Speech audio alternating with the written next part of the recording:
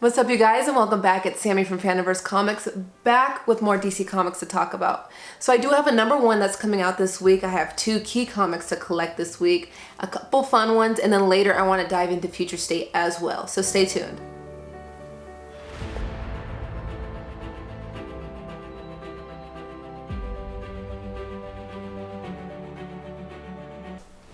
What's up, you guys? So I have 9 comics I want to talk about this week, and I do have a #1. Let's start with Sweet Tooth DC Black Label #1.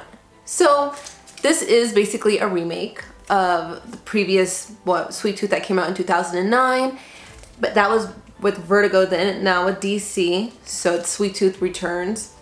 If you don't know Sweet Tooth, it's basically a main character. His name is Gus. He lives in the woods with his father. And he loves his father, but he's itching to escape. So that's basically how the story starts off, which this one follows, but it's a little different. But at first when I started reading this, I didn't know how I felt about it. I honestly started reading it, and in my mind already, I wrote it off like, oh, I'm not gonna like this. But as I kept reading, I got more and more interested, and actually I'm excited for book 2. So this is one of 6. It's gonna be a little mini series. So that will be out tomorrow. A key comic that will be coming out this week, and that is going to be Batman 102, which I've been waiting for because I've been excited to see Ghostmaker. So we see Batman and Ghostmaker here on the cover. And at first when I read the description, it said basically a teenage rival that comes back, blah, blah, blah. And I was like, wait, haven't we already done this before? We've seen this before. We've seen a childhood friend coming back now as a villain, and Thomas Elliot became Hush and blah, blah, blah, blah. I'm like, why are we doing this again? But as I started reading this issue, I realized, oh, it's definitely different. It's not a new villain. I can't really say too much, but it's definitely a new character, which I'm excited. We got to see him in Batman 100, but now we get to see more of him in here. But they didn't give me enough, so I'm excited for the next issue, and I feel like he's probably going to be in like maybe 4 issues. Maybe more. I don't know. It's just a guess. But I love this character. At FandomVerse, we had like a debate on how we feel about his outfit. I like it, but a couple people did not like the fact that he has a cape. He has MC Hammer pants, and then he's wearing almost Balenciaga shoes. Nothing against it. I'm just saying that's what they were saying. But all in all, I thought the character was pretty cool. And I like MC Hammer pants. Next one. This is just a fun one I wanted to throw in since I was talking about Batman. And that's going to be Batman The Adventures Continue #6. And this right here is the B cover. I had to show it because I think it looks pretty neat. Very nostalgic, especially if you watch the animated series. I love how they highlighted the characters with white, especially with Joker and Harley on here. So, and then next I want to throw in the mix is going to be Death Metal Justice League #56. Still tying into Death Metal. The cover is what really caught my attention because I love that it's like Mindhunter morphing or mixing with Martian Manhunter, and then throwing in the little splash of pink with the blue. I just love the cover. The book was good as well. I mean, I really like the Justice League tie-in to Death Metal, and I like the relationship between Martian Manhunter and Hawkgirl. Just saying. And let's see. All right, and we're gonna talk about Deceased Dead Planet #5. So this was craziness. It was just a lot going on. I loved it because it was all my favorite characters, so maybe I'm a little biased but it was just crazy and I loved it. But the main reason why I grabbed this comic was because of the Mattina B cover. It's so good. So I'm actually going to share it on the side because I feel like this does not do it justice. I love Mattina. I actually need to hang up all of his artwork because I have a whole book of his art.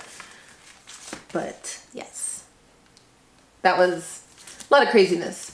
There was one character, I can't even say it. It's like a morph of 2 characters. Yeah, you're just gonna have to read it because all I can say is somebody mixes a Shazam and you're like, what? And we have Hellblazer book 2 right here. This is a magazine style comic. Wow, I can't talk. Magazine style comic, and this is book 2. I'm not a fan of the magazine style. I don't like collecting them, but this book was so much fun. I love the interaction between Constantine and the devil, and then his temper, and it was a good book. And I definitely can't wait for book 3. The way they left it, I was like, oh man, way to end. So that was a lot of fun. This one might be worth collecting magazine covers or comics. And a wholesome book that came out this week is gonna be Young Justice number 20. Main character, I believe, was it Kid Lantern? Yes. I hope it's Kid Lantern. But anyways, it was a very wholesome book. I loved it. It was fun with all of them. Green Lantern pops up in there and it was good.